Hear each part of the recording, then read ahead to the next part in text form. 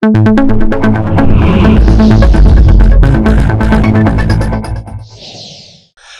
and welcome to the week ahead video with me, David Madden.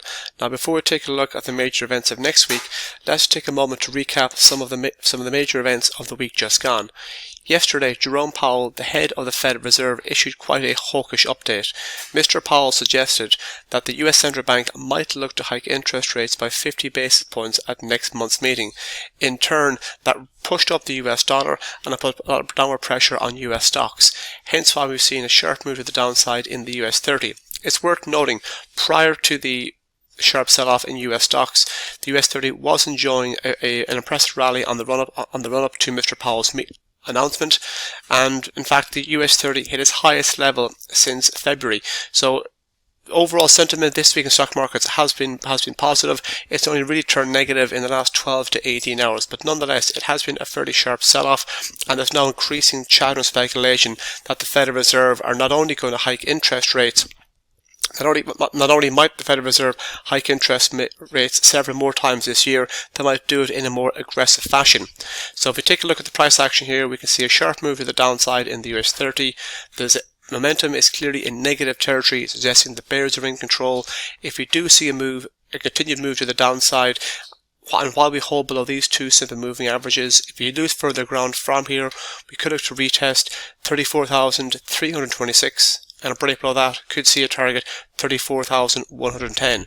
As I mentioned a moment ago, it's worth noting the more medium-term trend for the US30, and the trend for the first half of this week has been very much to the upside. If we do see a turnaround in sentiment and the market does rally from here, it could look to retest at the highs of this week at 35,495, and a break beyond that could see a target 35,870. Now, why is this going to be very much importance? Well, on next week on Thursday we have the advanced reading of US GDP for the first quarter of 2022. Keep in mind the US economy grew by 6.9% in the final quarter of 2021, and now traders are wondering, are we going to see a tapering off in growth?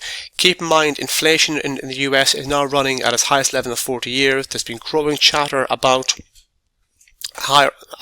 further interest rate hikes and possibly larger than normal interest rate hikes in the months ahead. So depending which way the GDP report comes in, that is likely to influence not only the Dow Jones but US stock markets in general. It's also likely to have an impact on the US dollar.